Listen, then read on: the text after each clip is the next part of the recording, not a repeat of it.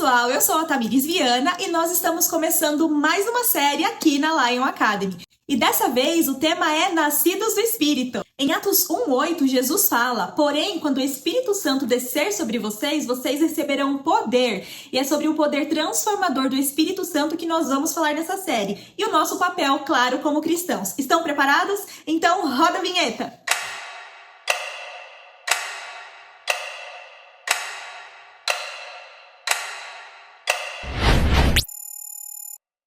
Sejam muito bem-vindos à nossa primeira aula da série Nascidos do Espírito. E o tema de hoje é Firmes, Alegres e Supridos. A identidade dos nascidos do Espírito não é definida pelas circunstâncias, mas pela nova natureza que receberam de Cristo. Então, quem nasceu do Espírito não vive do lado de fora para dentro, vive de Cristo para a vida. Então eu tenho um convite para te fazer. Não assista esse conteúdo como só mais um conteúdo cristão. Assista como alguém que quer ser confrontado, alguém que quer ser alinhado e transformado pela palavra de Deus. Ao longo dessas 4 semanas, nós vamos nos aprofundar em como é e como viver como nascidos do Espírito. Vocês estão prontos? Então já curte esse vídeo, se inscreve no canal e comenta aqui embaixo. Eu quero viver no Espírito! No Evangelho verdadeiro, Jesus não começa mudando primeiro a sua agenda. Jesus começa mudando a sua natureza. Em João 3,6 diz: o que é nascido da carne é carne, e o que é nascido do Espírito é Espírito.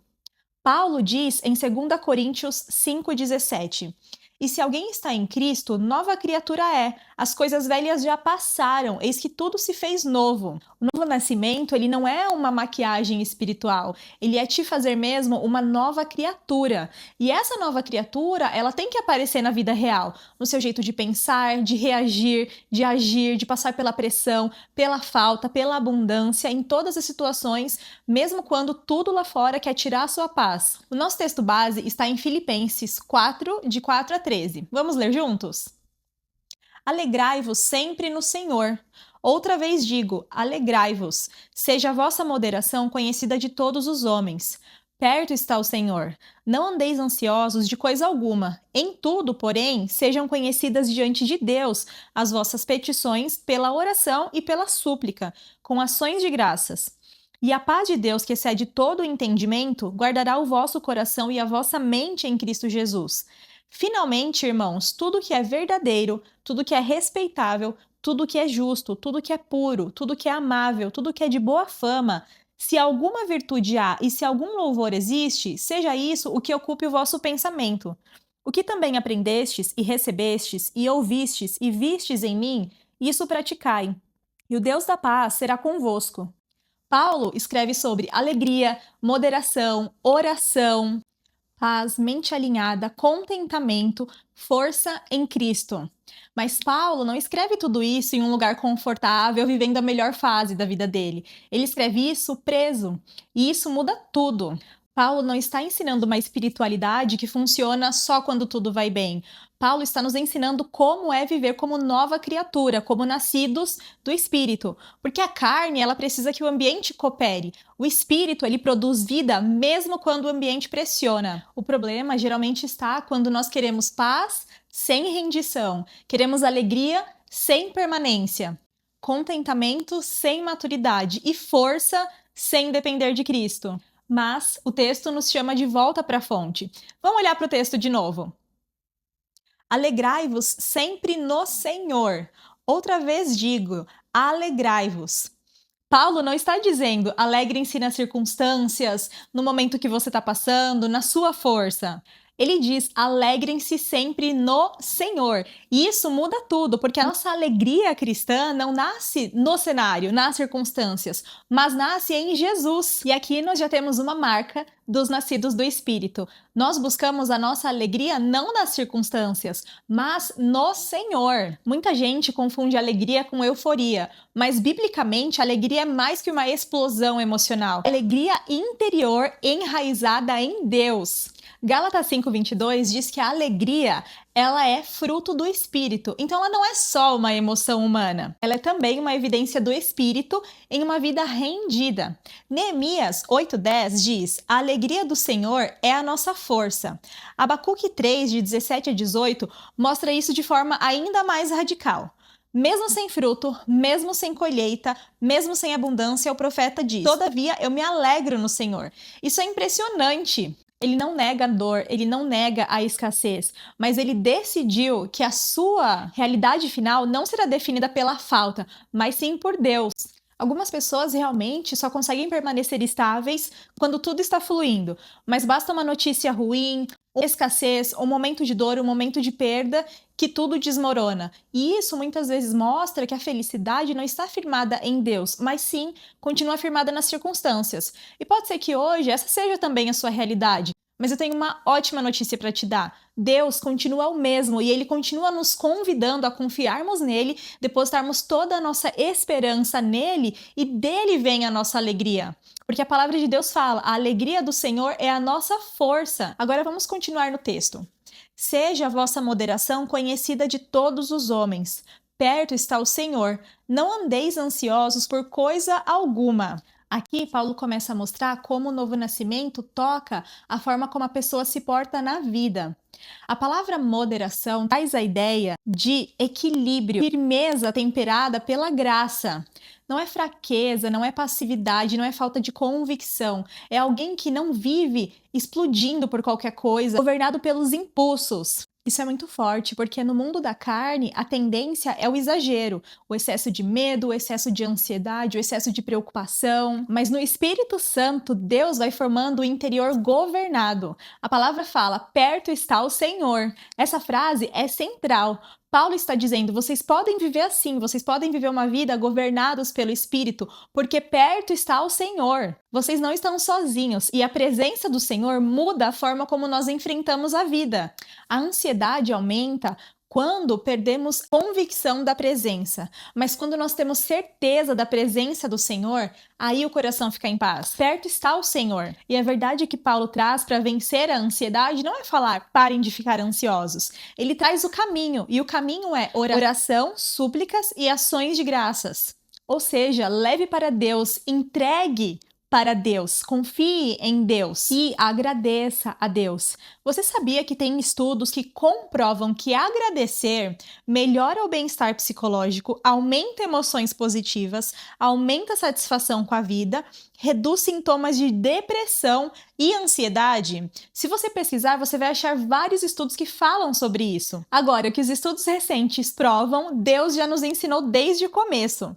Em tudo dai graças, porque essa é a vontade de Deus em Cristo Jesus para convosco. 1 Tessalonicenses 5,18. Você percebe? A ansiedade quer carregar sozinha. Deus nos convida para lançar sobre Ele toda a vossa ansiedade, porque Ele tem cuidado de vós. 1 Pedro 5,7. Continuando em Filipenses 4,7. E a paz de Deus, que excede todo o entendimento, guardará os vossos corações e os vossos pensamentos em Cristo Jesus. A paz, ela age como uma sentinela, como uma guarda, como uma proteção. Mas isso não significa ausência de batalha, significa proteção no meio da batalha. Paulo está ensinando que a paz não é só uma sensação, a paz é governo. Quem vive nascido do Espírito Santo não vai deixar de ter lutas, mas não precisa viver sem guarda. A mente dos nascidos do Espírito é reeducada pela verdade. Filipenses 4,8 diz: tudo que é verdadeiro, tudo que é respeitável, tudo que é justo, tudo que é puro, tudo que é amável, tudo que é de boa fama, nisso pensai. Aqui, Paulo entra em uma área decisiva, a mente. Porque não adianta nascer de novo e continuar alimentando a mente como antes. Uma prova que Deus está nos transformando é quando Ele também está tratando os nossos pensamentos. Romanos 12,2 diz: transformai-vos pela renovação da vossa mente. 1 Coríntios 2,16 diz: nós temos a mente de Cristo. Isso significa que a vida no Espírito não é irracional. Ela não despreza a mente, ela resgata a mente. A mente é um lugar onde mentiras tentam se fixar, onde comparações tentam te corroer, impurezas tentam se normalizar, medos tentam virar convicções, acusações tentam virar realidade. Mas Paulo está dizendo: não alimente qualquer coisa, não pense em qualquer coisa, não normalize qualquer coisa. A nova natureza precisa precisa de nova alimentação. E a verdade é dura. Uma mente sem filtro dificilmente sustentará uma vida espiritual saudável. Por isso mesmo, Filipenses funciona como um filtro. E algumas perguntas que nós podemos ter são: o que eu estou consumindo, pensando, revivendo, vivendo, vendo, ouvindo, assistindo? Passa pelo filtro da palavra? Uma aplicação prática é fazer um jejum mental. Jejum de excesso de ruído, de contaminação, de informação que deforma. A mente renovada não é a que pensa mais, é a que pensa debaixo da verdade. Continuando no texto, o tema agora é contentamento, quando Cristo é suficiente. Filipenses 4:11 diz: aprendi a viver contente em toda e qualquer situação. Paulo diz aprendi. Isso é importante porque contentamento não é temperamento. O contentamento cristão também não é desinteresse pela vida. Não é mediocridade, não é falta de sonho, não é passividade. É quando a sua paz já não depende de ter tudo do jeito que você queria. Tudo posso naquele que me fortalece. Esse talvez seja um dos textos mais tirados de contexto da Bíblia. Paulo não está dizendo, em Cristo eu vou conquistar tudo que eu imaginar. Ele está dizendo, em Cristo eu posso permanecer fiel, íntegro, inteiro, sustentado, independente do cenário. Posso atravessar abundância sem me perder, falta sem quebrar, humilhação sem perder a identidade, honra sem ser corrompido. Eu posso atravessar a estação presente porque Cristo me fortalece. E isso é suficiência em Cristo. O ego sempre quer mais respostas, mais validação, mais aplausos, mas o Espírito vai nos ensinando algo diferente. Cristo é suficiente. Se Ele é suficiente, eu não sou governado pela promoção que não veio, pelo elogio que faltou, pela porta que não abriu, pela expectativa que não se cumpriu no meu tempo. Eu continuo orando, desejando, trabalhando, mas eu já não preciso transformar resultado em identidade. Então, contentamento é quando a alma para de negociar valor com as circunstâncias, porque já encontrou contentamento em Cristo.